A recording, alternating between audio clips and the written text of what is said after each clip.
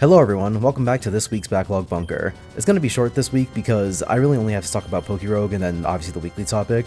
And with Pokerogue, there really isn't much to talk about aside from the fact that fairy types kind of dominate the endgame. As of now, I've finally gotten a second win on Pokerogue, and this time I did it with a fairy type, because the two greatest threats that you'll face in any run of Pokerogue are always going to be your rival's Rayquaza and the Eternatus at the end, and they're both dragon types who love to spam dragon type moves. And in your rival's case, will always switch out if they're presented with a fairy type. And if you're not that familiar with Pokemon typings and how good certain types are, Fairy is like one of the best in the entire franchise, because they're really strong, just like offensively.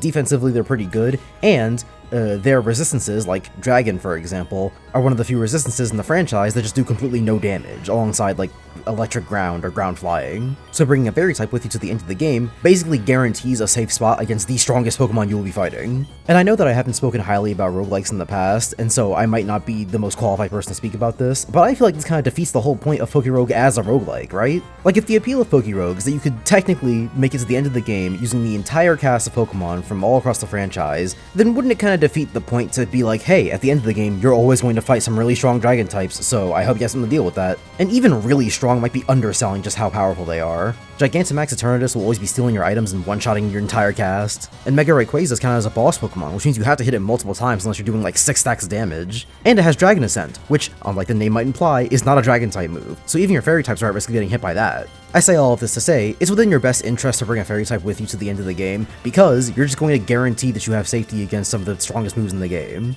which you might think that I would be in favor for, given that I don't like roguelikes and I don't like the randomness.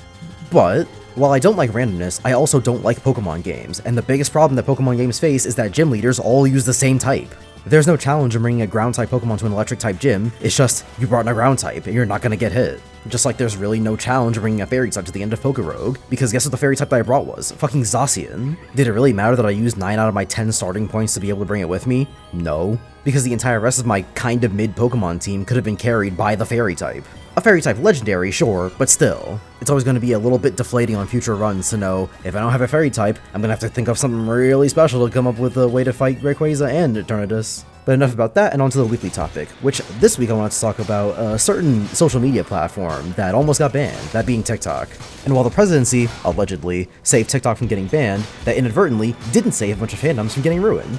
This applies to far too many fandoms to count, especially when you talk about TV shows and movies, but today I just want to talk about 3. First is DMC. While DMC memes are generally attributed to Reddit, which isn't a mistake, this also applies to TikTok a lot, because TikTokers are the ones who watch DMC on Netflix. They watched it in the background while playing Subway Surfers, mind you, but they probably still watched it. Things like Dante's Dance from DMC 5 and the Wacky Wahoo Pizza Man shit from DMC 3 are the things that show up on TikTok in edits that make people think that the games are something else than they really are. Reddit's job is to propagate memes, but the actual edits and clips that you'll see will usually appear on TikTok because it's a video platform. A bad one, but still a video platform.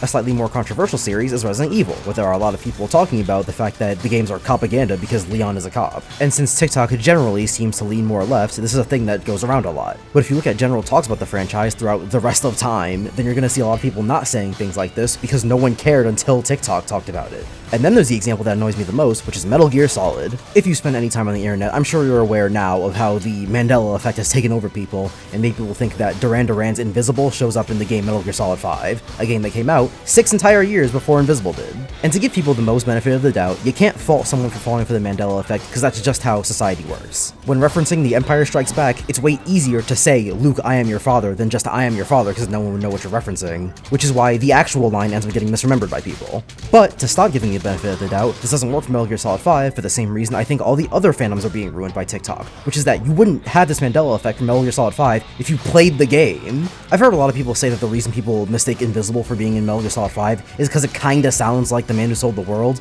but it really doesn't all that much. But even if I were to grant that it does, if you play Metal Gear Solid 5, The Man Who Sold the World plays at the beginning of the game. It's also the name of the mission at the end of the game. So if you've played Metal Gear Solid 5, you'd know what the actual song is. If you beat Metal Gear Solid 5, you'd know what the actual song is. So where the fuck did Invisible come from? The simple answer is that most people didn't even beat the first step. They didn't play the game. The reason TikTok is ruining these fandoms is because a lot of people who use TikTok are only using TikTok. They want these short, like 30-second bursts of entertainment. God forbid they play a video game that's longer than 2 hours. A lot of quote-unquote fans of these series are TikTok fans of these series, which is that they only experience them through TikTok. That's how you get Wacky Wahoo Pizza Man. People only know DMC3 through the edits that people show of the funniest parts of the game. That's how you get Resident Evil propaganda. If people actually played the games, they'd know that Leon isn't a cop for most of them, and even in the game where he is a cop, he isn't really doing much that's cop-like. He's fighting zombies. That's what Resident Evil's about. And that's how you get Metal Gear Solid 5 and Invisible. People watch a lot of edits of the game that use Invisible as the song for the edit, and then just imagine that that's what the song is used in the game, because it must be. We never played it. We don't know that it came out in 2015, while Invisible came out in 2021, so it must just be a part of the game, right? They'll never play it, so they'll never find out.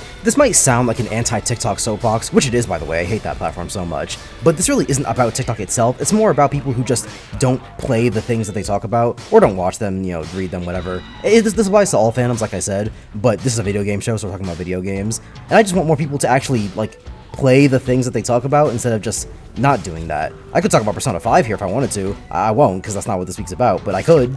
And all I think it really takes to be a real fan of something is to just try. Just try to actually engage with it. And a lot of people just don't. That's it for this week. Get out of here.